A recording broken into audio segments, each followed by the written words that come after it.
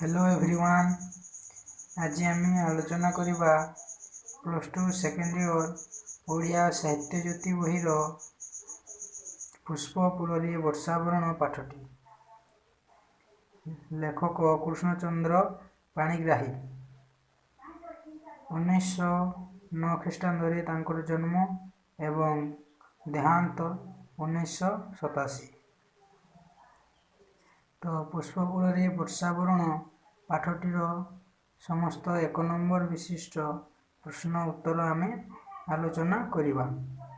तो चलो वीडियोटी को स्टार्ट करिबा। ख विभाग संक्षिप्त उत्तरमूलक प्रश्न। गोटे वाक्य रे उत्तर लेख। प्रश्नर मूल्य 1 नंबर। प्रथम प्रश्न, पुष्पपुरी वर्षावरण प्रबंधरे प्राबंधिक काहाकू स्वागत करिसंती?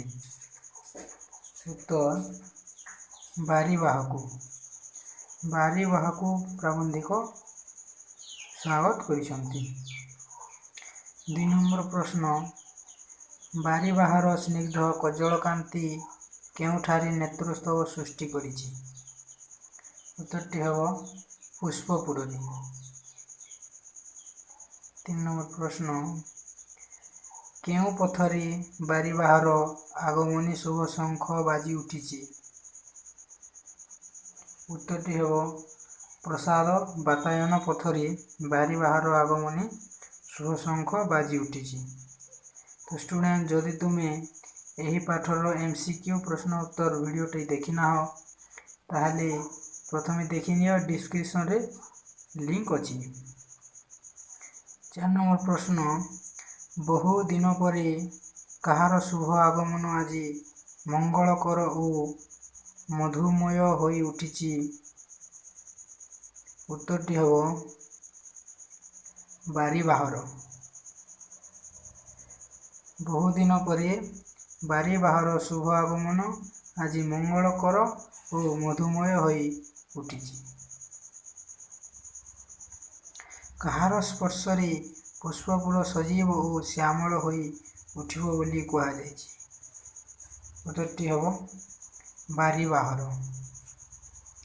परवर्ती प्रश्न, बारीबाहर स्पर्शरे केउ पुर सजीव और श्यामल होई उठिबो बोली लेखक कहिसंती? उत्तरटी हेबो पुष्पपुर। बारीबाहर स्पर्शरे पुष्पपुर सजीव और श्यामल होई उठिबो बोली लेखक कहिसंती। परवर्ती प्रश्न, विताड़ित विरही यक्ष बारिदकू केउथिरे पूजा करुथिला? उत्तरटी हेबो पुष्प अर्घ्ୟରେ। पुष्प अर्घ्ୟରେ विताड़ित विरही यक्ष बारिदकू पूजा करुथिला। परवर्ती प्रश्न, अलकापुरी रे थिबा प्रिया पाखकू किए उदंत पठाइथिला? विरही यक्ष। विरही यक्ष उदंत पठाइथिला। परवर्ती प्रश्न, विरही यक्ष काहा हस्तरे उदंत पठाइथिला? उत्तरटी हेबो बारिद हस्तरे। बारिद हस्तरे उदंत पठाइथिला। 10 नंबर प्रश्न, व्यक्ति विशेषर लाभ क्षति रे किए विचलित हुए नाही? उत्तरटी हेबो उदासीना धरणी। परवर्ती प्रश्न, काहार अभाव रे उत्कल रे हाहाकार पड़िछि? उत्तरटी हेबो जलर अभाव रे उत्कल रे हाहाकार पड़िछि। परवर्ती प्रश्न, पुष्पपुर रे स्वकर्म सारी केउ पथरे गति करिबाकू बारिदकू लेखक निवेदन करिसंती? उत्तरटी हेबो उत्कलर पथरे गति करिबाकू बारिदकू लेखक निवेदन करिसंती।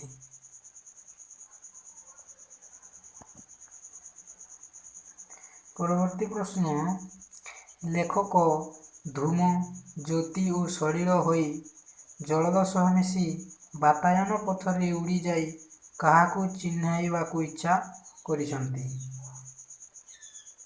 ଉତ୍ତର ଜନ୍ମଭୂମିକୁ।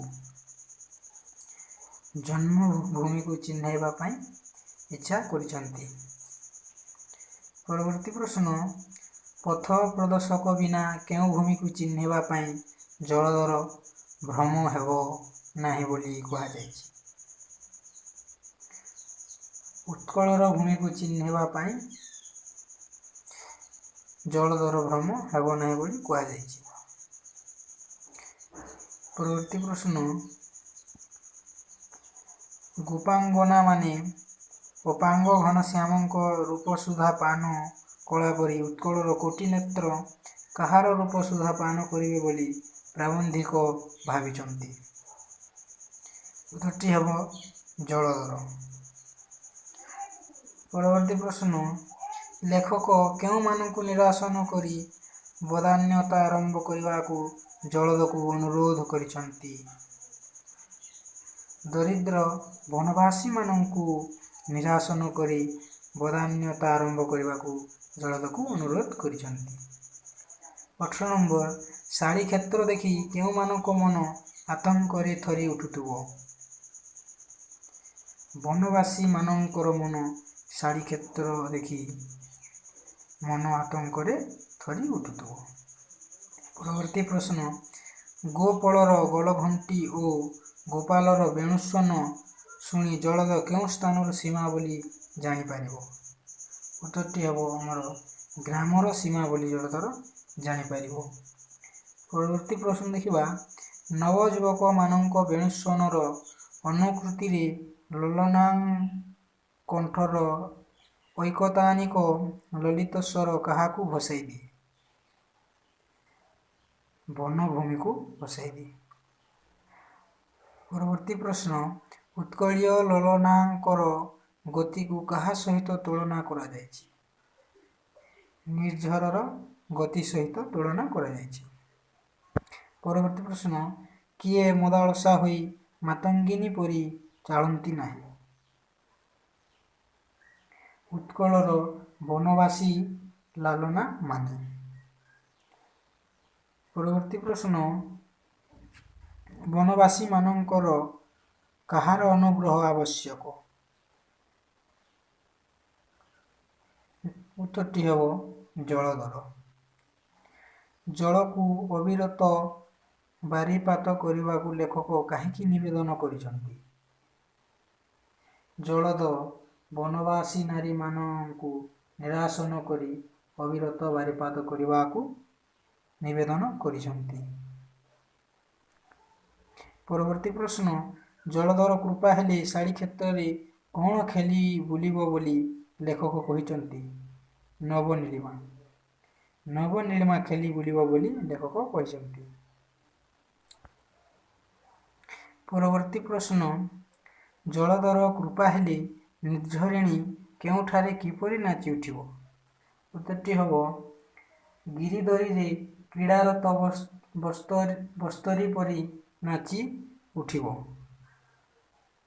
ପରବର୍ତ୍ତୀ ପ୍ରଶ୍ନ, କଦମ୍ବ ପୁଳକରେ କ'ଣ ହୋଇ ଉଠିବ ବୋଲି କୁହାଯାଇଛି? କଣ୍ଟକିତ ହୋଇ ଉଠିବ ବୋଲି କୁହାଯାଇଛି। ପରବର୍ତ୍ତୀ ପ୍ରଶ୍ନ, କୃଷ୍ଣଚୂଡ଼ା କ'ଣ ଦେଖି ନବତରୁଣୀ ପରି ଲଜ୍ଜାରୁଣ ହୋଇପଡ଼ିବ? ଉତ୍ତରଟି ହେବ କୃଷ୍ଣଚୂଡ଼ା ନିଜର ତରୁଣ ତନୁକୁ ଦେଖି ନବତରୁଣୀ ପରି ଲଜ୍ଜାରୁଣ ହୋଇପଡ଼ିବ। ପରବର୍ତ୍ତୀ ପ୍ରଶ୍ନ, କେଉଁ ପ୍ରପାତରେ କ୍ରୀଡ଼ା କରିବାକୁ ଜଳଦକୁ ପ୍ରାବନ୍ଧିକ ନିବେଦନ କରିଛନ୍ତି? ଖଣ୍ଡାଧାର ଓ ଦେବଗଡ଼ ପ୍ରପାତରେ। ପରବର୍ତ୍ତୀ ପ୍ରଶ୍ନ, ମେଘାସନ, ଗନ୍ଧମାର୍ଦ୍ଦନ ଓ ମାଲ୍ୟଗିରିର ମହାବନରେ ଭ୍ରମୁ ଭ୍ରମୁ ଜଳଧର କ'ଣ ହୋଇଯିବ? କ୍ଳାନ୍ତ ହୋଇଯିବ। ଜଳଧର କ୍ଳାନ୍ତ ହୋଇଯିବ। ପରବର୍ତ୍ତୀ ପ୍ରଶ୍ନ, କେଉଁ ମହାବନରେ ଅସରନ୍ତି ଭଣ୍ଡାର ଲୁଚି ରହିଛି? ଖଣ୍ଡାଧାର ଓ ଦେବଗଡ଼ ଜଳପ୍ରପାତରେ ଅସରନ୍ତି ଭଣ୍ଡାର ଲୁଚି ରହିଛି। ପରବର୍ତ୍ତୀ ପ୍ରଶ୍ନ, ଦୁଃଖିନୀ ଜନନୀ କାହାର ଭୟରେ ଅସରନ୍ତି ଭଣ୍ଡାର ମହାବନରେ ଲୁଚାଇ ରଖିଛି। ଉତ୍ତର ଅଯୋଗ୍ୟ ସନ୍ତାନମାନଙ୍କ ଭୟରେ ଅସରନ୍ତି ଭଣ୍ଡାର ମହାବନରେ ଲୁଚାଇ ରଖିଛି। ପରବର୍ତ୍ତୀ ପ୍ରଶ୍ନ, ଉତ୍କଳବାସୀ କେଉଁ ନଦୀର ତୀରରେ ବସି ପିପାସୀ ହୋଇଛନ୍ତି? ଉତ୍ତର ଭାଗୀରଥୀ ନଦୀ ତୀରରେ ବସି। ପରବର୍ତ୍ତୀ ପ୍ରଶ୍ନ, ଉତ୍କଳବାସୀ କାହା ଉପରେ ବସି ଉପବାସୀ ହୋଇଛନ୍ତି? ଉତ୍ତର ରତ୍ନସ୍ତୂପରେ ବସି ଉପବାସୀ ହୋଇଛନ୍ତି। ସୂକ୍ଷ୍ମ ଶାଢ଼ୀର ଗନ୍ଥାଘର କି?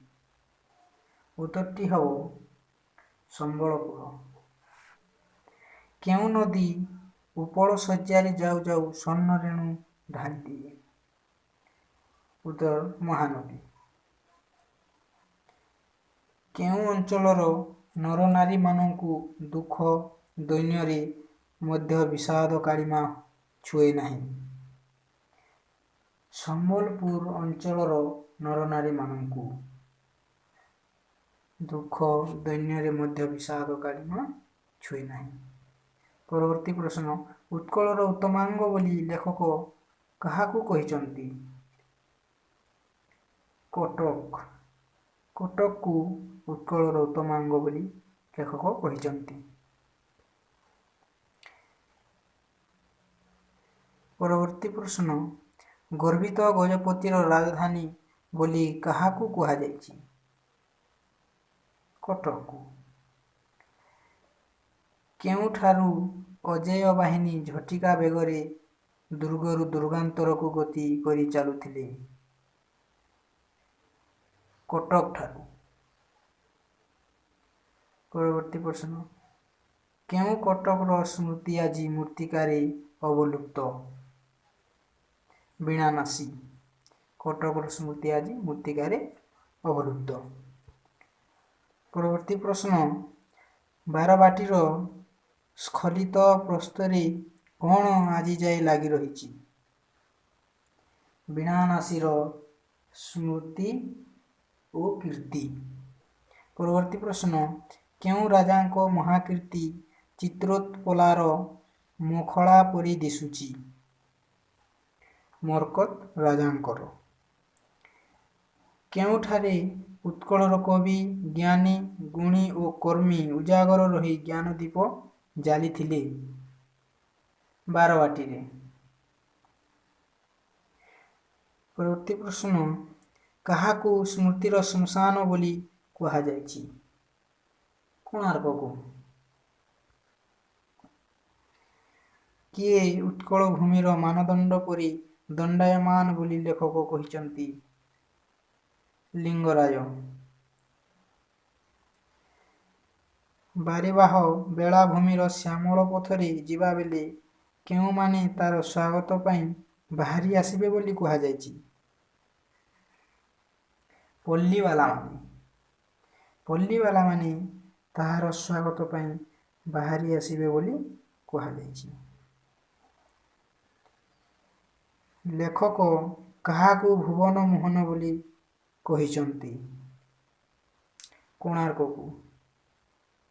କିଏ ମ୍ଳାନ ଓ ଛିନ୍ନ ହୋଇ ବିଜନ ବେଲାରେ ପଡ଼ି ରହିଛି? କୋଣାର୍କ।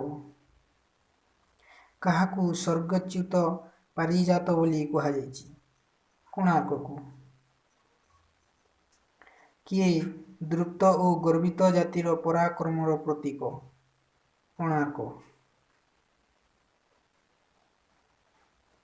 କାହାକୁ ମହାମନ୍ଦିର ବୋଲି କୁହାଯାଇଛି? କୋଣାର୍କକୁ। ଘନ ଅତୀତର ମ୍ଳାନ ଶ୍ମଶାନ ବୋଲି ଲେଖକ କାହାକୁ ଅଭିହିତ କରିଛନ୍ତି? କୋଣାର୍କକୁ। ନୀଳାଚଳ ପଥରେ ଯାଉ ଯାଉ କାହାର ଧବଳିତ ସଦନଠାରେ ନବଘନ କ୍ଷଣକାଳ ସ୍ତମ୍ଭିତ ହୋଇ ରହିଯିବାକୁ ଲେଖକ ଘନକୁ କହିଛନ୍ତି? ସଖୀଗୋପାଳ ଧବଳିତ ସଦନଠାରେ। ପରବର୍ତ୍ତୀ ପ୍ରଶ୍ନ, ସାକ୍ଷୀ ଗୋପାଳରେ କିଏ ଉନ୍ନତ ଉତ୍କଳର ସ୍ୱପ୍ନ ଦେଖିଥିଲେ? ଗୋପବନ୍ଧୁ ଦାସ। କାହାକୁ ଉତ୍କଳର ମହାନିଶାରେ ଧ୍ରୁବଜ୍ୟୋତି ବୋଲି କୁହାଯାଇଛି? ଗୋପବନ୍ଧୁ ଦାସକୁ। କାହାକୁ ଦଧିଚି ବୋଲି ଲେଖକ ଅଭିହିତ କରିଛନ୍ତି? ଗୋପବନ୍ଧୁ ଦାସକୁ ଦଧିଚି ବୋଲି ଲେଖକ ଅଭିହିତ କରିଛନ୍ତି। ଉତ୍କଳ କମଳ କେଶର କି? ନୀଳାଚଳ। କିଏ ଉତ୍କଳର ଇତିହାସ? ଜଗନ୍ନାଥ।